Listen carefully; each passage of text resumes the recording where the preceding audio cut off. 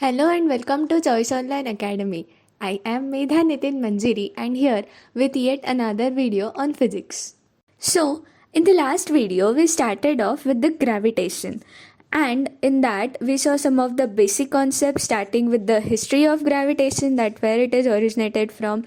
Then we came to know that how that apple story originated and how Newton found out all this stuff, that is universal law of gravitation, about his assumptions and comparison, and he came to result as universal law of gravitation, or more precisely Newton's law of gravitation, which states that every particle in the universe attracts every other particle with a force which is directly proportional to the product of their masses and inversely proportional to the square of distance between their centers.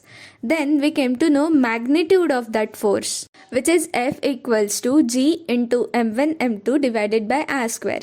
Now we came to know that there is a constant called G, which is known as universal gravitational constant, which has a value of 6.67 into 10 raised to minus 11 Newton meter square per kg square.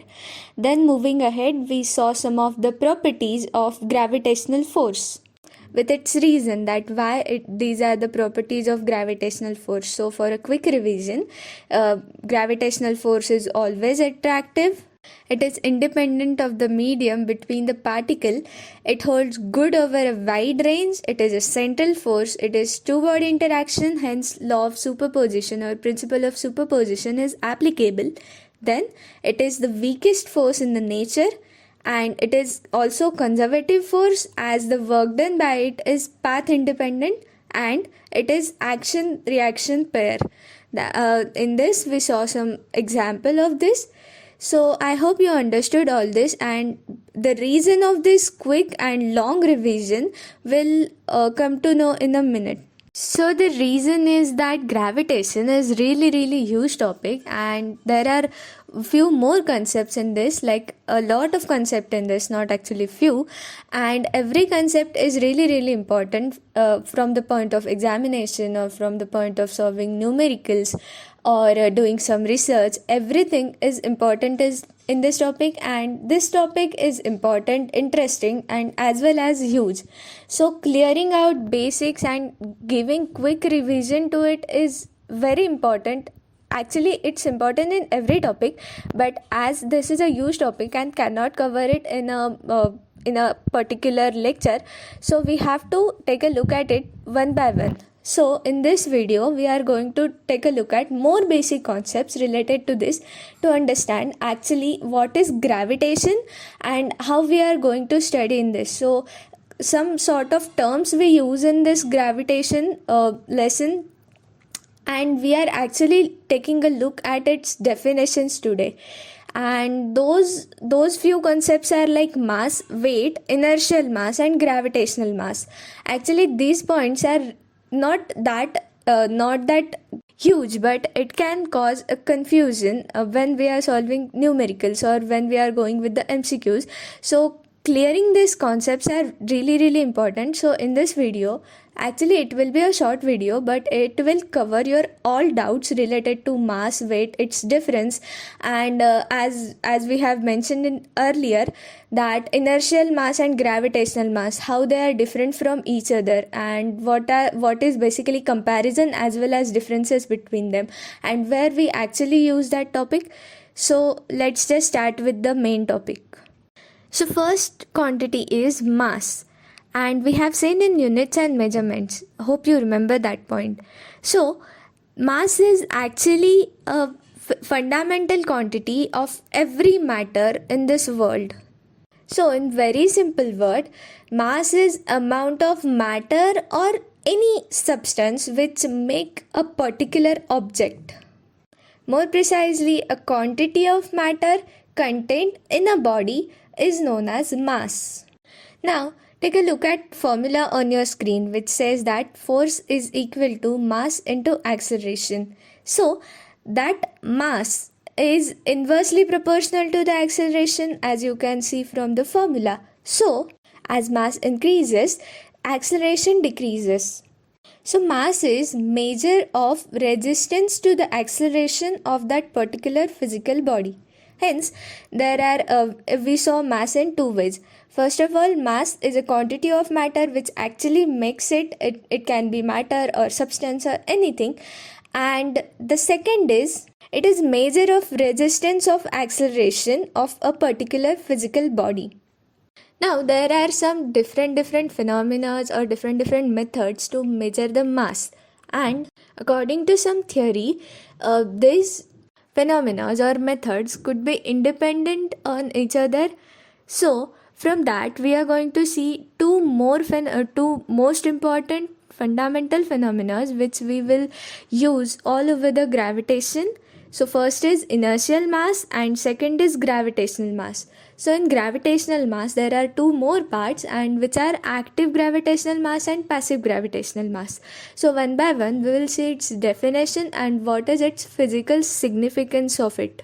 And before going towards that, just remember one line which says that mass of the particular object determine or define acceleration of that particular body under some action of force. Also, mass is the resistance or measure of resistance to the acceleration. So our first is inertial mass, and a simplest definition of inertial mass is it is the mass of the material of the body which measures its inertia. It's clear from its name. Now remember the last sentence we have said or discussed, that it measures the resistance of acceleration under the action of force. So this point is applicable here in the inertial mass. So try to remember the definition of inertia. Take pause of 20 seconds and try to remember definition of inertia. What is it actually? And if you can't remember, just listen to me very carefully. Inertia is inherent property of the bodies by virtue of which they cannot change their state of rest or of uniform motion along a straight line by their own. And it is not a physical quantity, but it depends upon mass of that body. And now here we were into inertial mass, which measures its inertia. So now you can link the two definitions and can come to conclusion that inertial mass is a mass of a particular body which measures inertia. So now diagram is in front of you and listen to me. Now if an external force of F which is acting on that body of mass m, so here we are considering mass mi, which indicates mass, inertial mass. And then according to Newton's second law of motion, which we study, which is equal to force is equal to mass into acceleration. So here mass is inertial mass. So from that formula, inertial mass is equal to force upon acceleration. Hence inertial mass of the body can be measured as the ratio of magnitude of force that we are applying and to its magnitude of acceleration produced during the whole motion of that body. So now some of the properties of this inertial mass. So first property and the most important property which we are discussing from last few minutes is that it is a measure of ability of the body to oppose the production of acceleration in its motion by an external force. Again, it is measure of resistance to the acceleration of a particular body. That means it measures inertia of that particular body. Then second property, which states that gravity has no effect on inertial mass of the body. So always remember that mass is a quantity of matter contained in that body. Hence, it can never be affected by a gravitational force. And here, inertial mass is proportional to the quantity of matter contained in that body. Hence, gravity has no effect on the inertial mass of that body. So here we combine two properties which says that gravity has no effect on inertial mass of body, and second is inertial mass is proportional to the quantity of matter contained in that body. Also, inertial mass is independent of its size, shape, temperature, of state of that body. It is just depend on the quantity or the content of a particular body, that means content of matter or quantity of matter present in the particular body. Hence it is independent of size, shape, temperature and external factor, that means state of that body. Then, as according to principle of conservation of mass, which states that mass can neither be created nor be destroyed during chemical process, inertial mass is also conserved during two bodies combined physically or chemically. Now our next concept is about gravitational mass. So simple in definition. So gravitational mass, that means it is a mass of a material of a body which determines gravitational pull acting upon it. So as from the name, it is very simple that gravitational mass, that means it is determination of gravitational pull acting on it. Now take a look at a formula on your screen very carefully, where capital M is a mass of earth and r is the radius. Then gravitational pull on the body of mass mg is given by, that means our classical formula, which states that F is equal to g into m into mg divided by r square. More precisely, this mg, that means gravitational mass, is equal to F divided by gm divided by r square.